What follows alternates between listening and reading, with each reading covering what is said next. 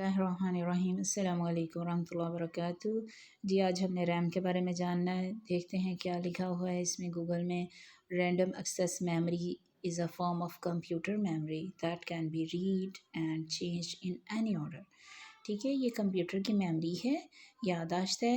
और ये कह रहे हैं ये जो है इसको चेंज भी है। इसका मतलब क्या हुआ कि ये टेम्प्रेरी स्टोरेज है, प्राइमरी मेमोरी है और typically use to store working data, यानी जो आप काम कर रहे हैं उसको ये स्टोर कर रहा है, एंड मशीन कोड।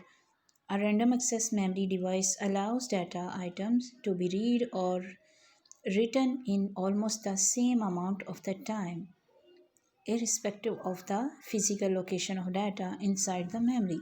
तो ये इन्होंने थोड़ा सा रैम के बारे में बताया है।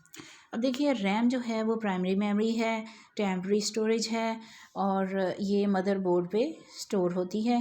तो हम देखते हैं कि डाटा सबसे पहले हार्ड ड्राइव में आता है, फिर उसके बाद हम देखते हैं हार्ड ड्राइव से वो रैम में जाता है और रैम में उसको प्रोसेस किया जाता है, लोड किया जाता है और फिर वो हमारे इस्तेमाल के काबिल हमारे सीपीयू में आ चुका होता है।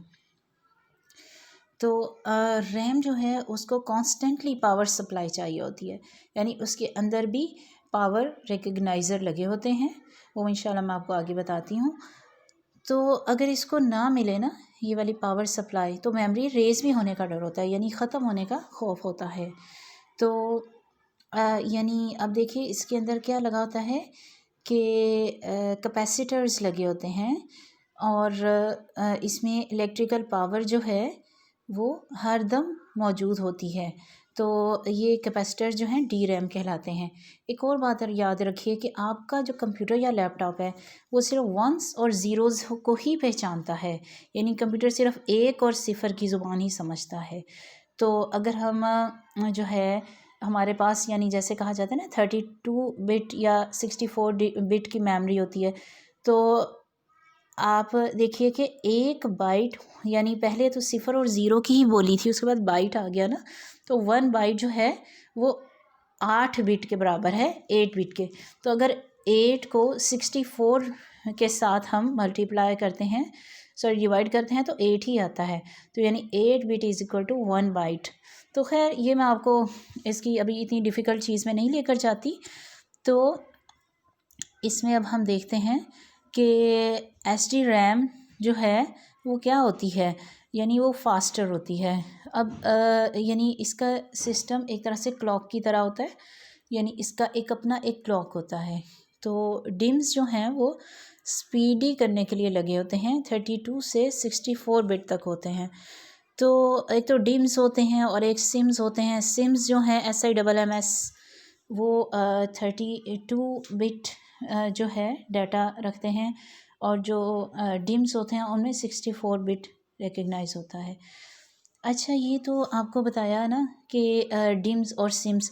अब जो है अब ज़्यादा फास्टर और जदीद चीज़ आ चुकी है, तो वो क्या है, यानी नई टेक्नोलॉजी आई तो उसने हमें एक नई चीज़ से इंट्रोड्यूस कराया, तो वो है DDR। ठीक है, DDR क्या है, डबल डाटा, यानी जो हम इसमें देखते हैं डबल डाटा रेट, यानी हमारा डाटा जो है उसको एक तरह से स्टोरेज करने को फास्टर एक चीज़ आ गई है न्यू टेक्नोलॉजी में। और ये असल में क्या करता है, double the amount of data in each clock signal, यानी इसमें क्लॉक सिग्नल एक टर्मिनोलॉजी है जो आप याद रखिएगा। तो अब DDR की भी बहुत सारी किस्में आ गई हुई हैं, जिसमें हम देखते हैं जो नॉन DDR यानी सिंगल DDR था, तो उसमें यानी सिंगल एज में यानी डाटा इस तरह से सिंगल साइड से हो रहा होता है, जिससे बढ़ रहा होता है। लेकिन जब DDR आई, यानी नॉन DDR के जिसमें DDR नहीं था, तो उसमें सिग्नल किस तरह थे, और DDR आई तो उसमें डबल, यानी एबिलिटी टू ट्रांसफ़र डाटा, यानी ये डाटा को ट्रांसफ़र करने की बहुत ज़्यादा इसमें एबिलिटी है, तो वो DDR है। अब DDR आने के बाद नेक्स्ट चीज़ आ गई DDR2। अब DDR तो आपको बताया कि क्लॉक स्पीड इसमें बहुत ज़्यादा हो गई, बैंडविड्थ जो है वो बहुत बढ़ गई, और DDR2 जो है वो उसमें और भी हायर बस्ट स्पीड थी, और लेकिन उसमें पावर बहुत कम यूज़ होती है। यानी बेहतरीन डिवाइस की ये निशानी होती है कि पावर कम इस्तेमाल हो और स्पीड बहुत ज़्यादा हो, ठीक है।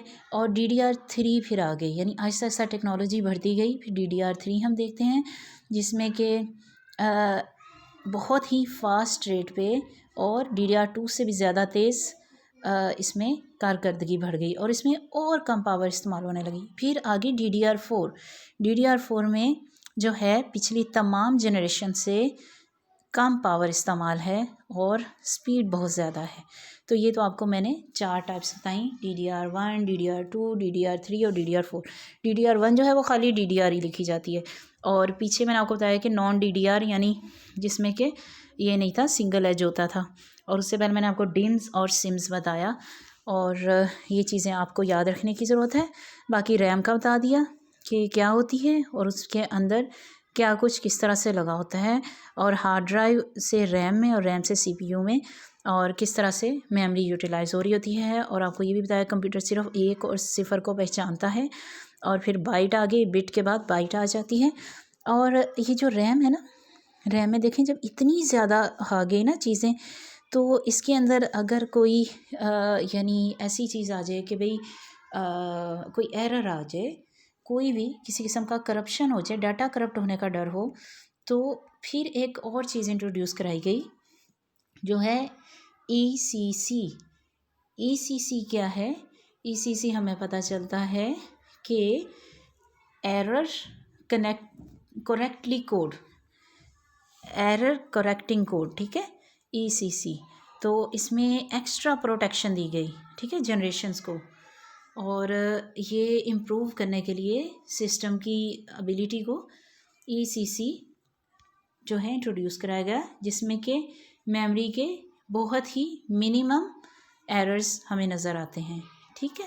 तो हमें पता चल रहा है कि हमें यानी किस तरह से इतनी ज़्यादा हायर और फास्ट चीज़ों को कंट्रोल करने के लिए ECC भी मेमोरी दी गई है। Error correcting code memory is a type of computer data storage that can detect and correct and bit data corruption which error occurs in memory, यानी मेमोरी में किसी भी किस्म का डाटा करप्ट हो जाए तो उसको करेक्ट करने के लिए ECC आई, एरर करेक्टिंग कोड।